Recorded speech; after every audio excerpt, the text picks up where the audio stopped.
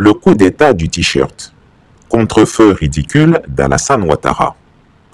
Dans un nouvel élan de ridicule orchestré par le régime d'Alassane Ouattara, nous assistons à la publication d'un torchon signé par l'infatigable fripouille Venance Conan. Tiré de ses barres à drogue et poussé à la plume par ses maîtres, ce barbouze en chef a produit un texte grotesque pour accuser le Burkina Faso et par extension l'Alliance des États sahéliens de fomenter un coup d'État en Côte d'Ivoire à travers des t-shirts. Vous avez bien entendu, des t-shirts. Si le ridicule pouvait tuer, le despote ivoirien et ses sbires seraient déjà 6 pieds sous terre, car il faut être d'une profonde stupidité pour croire qu'un coup d'État peut se fomenter à partir de simples morceaux de coton imprimés de drapeaux russes et ivoiriens. Comme le dit si bien l'adage, le coupeur de tête n'aime pas qu'une machette passe dans son dos. Voici donc un vieux coup d'étaïste qui tremble désormais à la simple vue d'un t-shirt. Dans ce triste spectacle, Venance Conan incarne parfaitement l'ivrogne échoué, prêt à tout pour sa panse. Ce pseudo-journaliste, devenu un mercenaire de la plume au service d'un régime aux abois, n'a aucune dignité. Peu importe la bassesse des ordres qu'on lui donne, il s'exécute avec la docilité d'un esclave. À quoi bon l'intégrité quand la survie dépend de la soupe misérable servie par Alassane Ouattara? Mais analysons un instant ce torchon que le régime présente comme une alerte. Venance Conan, dans sa logorée servile, tente de convaincre les Ivoiriens qu'un coup d'État se prépare depuis le Burkina Faso avec des t-shirts comme arme principale. Pire encore, il évoque une soi-disant collaboration entre la Russie et l'AES pour déstabiliser la Côte d'Ivoire en usant de méthodes copiées des scénarios au Sahel. Ce contre-feu maladroit n'est qu'une réponse pathétique aux accusations bien réelles portées contre le régime d'Alassane Ouattara.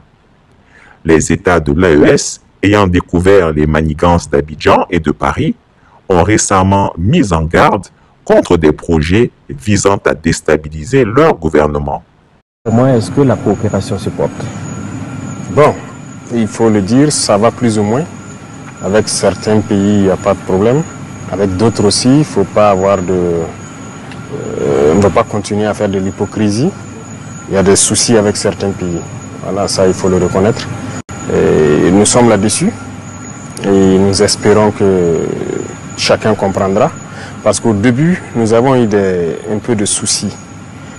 En octobre, novembre 2022, alors je vais vous dire clairement, on a été approché par beaucoup d'émissaires, notamment des pays du Sud. Chaque fois, c'était peut-être nous dire de négocier en quelque sorte avec les terroristes, parce qu'ils veulent un couloir, ils veulent juste faire le trafic, c'est-à-dire laisser une portion du terrain, et voilà, ils vont nous laisser tranquilles. Nous avons dit que ce n'était pas possible parce que nous sommes burkinabés. On préfère mourir dans la dignité que de négocier donc les conditions de notre esclavage. Négocier avec ces gens-là, c'est négocier les conditions de son esclavage.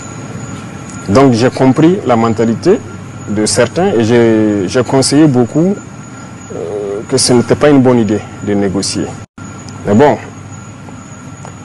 on savait ce qui se passait. Les choses se passaient à Niamey en son temps. Voilà, entre le président Bazoum qui était le centre et les terroristes, certains agents extérieurs, et ensuite les messagers venaient vers nous. J'ai même envoyé aussi des messagers vers le président Bazoum en son temps, qui malheureusement n'a pas bien accueilli la mission parce qu'il n'a même pas pu me faire de compte rendu parce que c'était un échec. Nous avons compris qu'il y a une machine qui est en œuvre et donc nous avons décidé de combattre, de lutter. Nous avons refusé catégoriquement de négocier avec qui que ce soit. Nous allons combattre. Et ces gens qu'on avait conseillé de ne pas rentrer dans ce schéma, je pense qu'aujourd'hui beaucoup se rendent compte qu'on avait raison. Parce qu'ils ont commencé à être attaqués.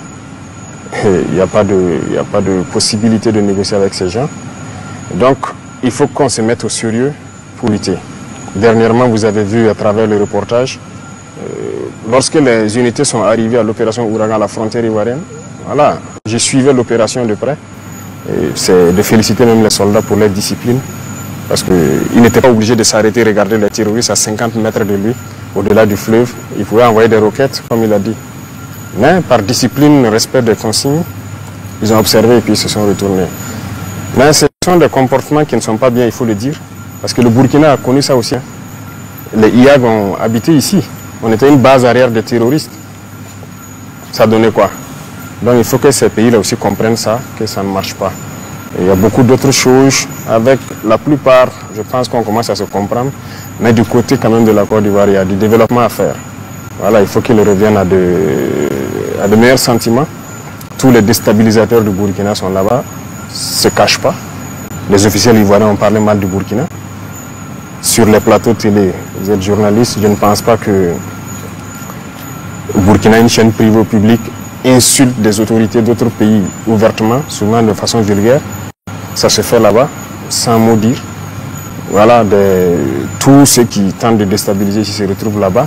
Bon, à un moment donné, il faut arrêter l'hypocrisie, il faut dire la vérité. Il y a un problème. Il y a un problème avec les autorités de ce pays. Justement, aujourd'hui, Monsieur le Président, quels sont vos rapports avec le président Alassane Ouattara? Nos rapports, c'est comme je l'ai dit, il y a un problème. On n'a pas de contact particulier. Donc, voilà, on regarde la situation. On suit. Voilà, je ne peux pas vous donner plus de détails. Voilà, on suit. Donc, jusqu'à présent, vous n'avez pas eu l'occasion de discuter avec le président Alassane Ouattara? Au début, on a échangé un peu au téléphone. Il m'a envoyé des émissaires même, il faut le reconnaître. On a discuté, on espérait que les choses aillent dans le bon sens. Mais peut-être qu'on n'a pas accédé à certaines choses, je ne sais pas. Mais nous ne pouvons pas nous mettre dans une certaine moule. Voilà, nous sommes venus avec une vision, un objectif. Et nous avons une mission. Donc, tant qu'on sera dans notre moule, on sait qu'on aura des difficultés avec certains. Donc, on ne sait pas ce qui s'est passé. Sinon, il y avait le contact, mais ça s'est rompu. Et avec les gens qui ont commencé à partir là-bas, ceux qu'on recherche, il n'y a pas eu de coopération. Jusqu'au jour d'aujourd'hui, c'est ce qu'on observe. Aujourd'hui, il y a eu des incidents à la frontière avec la Côte d'Ivoire. On parle donc de soldats burkinabés qui sont détenus par la partie ivoirienne et vice-versa. Alors, quelle est la situation sur ce plan? C'est quelques incidents mineurs. Ça, ce n'est pas un problème pour nous. Retenez que nous sommes en guerre. Donc ça, ce n'est pas des incidents à nos yeux. Vous ne pouvez pas comprendre ce que j'ai dit, mais nous sommes en guerre. Et nous nous sommes préparés à tout. Donc ça, ce n'est pas des incidents. C'est mineur. Mais vous confirmez qu'il y a des soldats qui sont détenus de part et d'autre? Oui, la dernière fois, pendant l'opération, il y a un soldat et puis un VDP que les forces ivoiriennes ont appréhendé. Et ont mené chez eux à Abidjan là-bas. Avant ça, il y a 2 gendarmes aussi ivoiriens qui avaient fait incursion. Mais il y a eu plusieurs incursions. Je pense que la dernière fois de la rencontre, ils les ont amenés, les fiches avec tous les noms. Il y a eu plus d'une vingtaine de fois où les forces ivoiriennes sont rentrées sur le territoire. Mais bon, on n'a jamais pris garde. Mais les 2, c'était un cas particulier. Voilà pourquoi on avait pris. La forêt classée abriterait quelques éléments résiduels qui pourraient inquiéter le village. Direction. La touffe à côté là, c'est ça la direction. Pied. Les commandos vont épier leur cachette jusqu'à la rive de la Comoué. C'est la frontière là. Cette barrière infranchissable. Ces eaux matérialisent la frontière entre la Côte d'Ivoire et le Burkina. Mettons au-delà de l'eau une base avec des individus à l'intérieur. Les éléments n'ont pas le droit de poursuivre des terroristes. Il y a quoi de l'île là, c'est là-bas.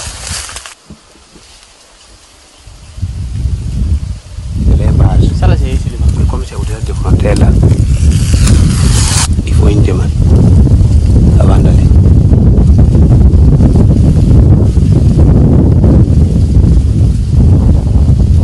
Vous êtes frustré? Non, ça nous fait mal.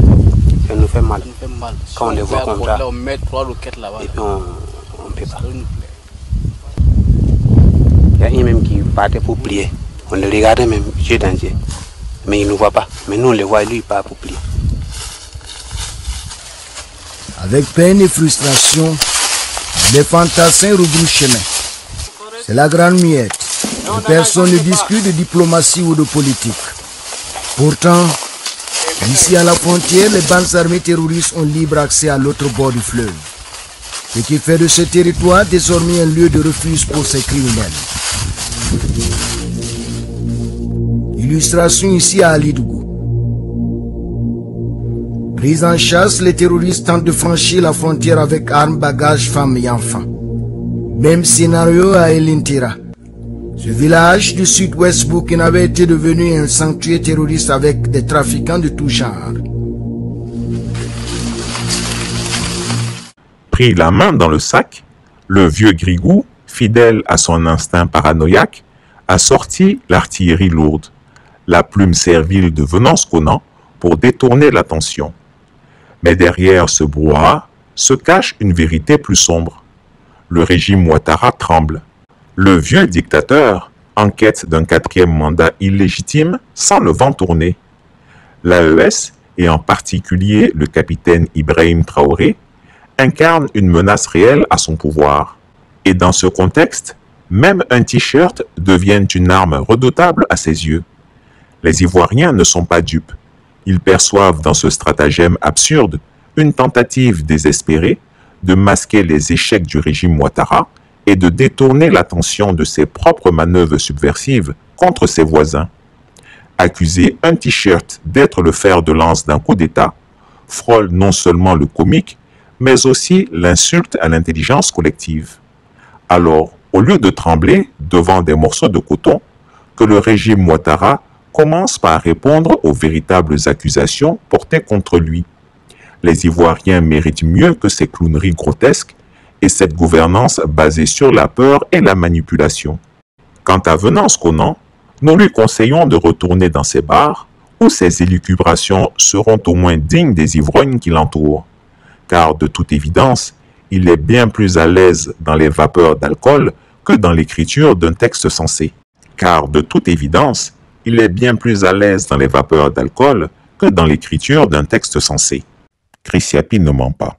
Retrouvez Chris Yapi sur ses 2 chaînes YouTube, sa chaîne Rumble, ses comptes TikTok, X, Instagram, VK et Threads.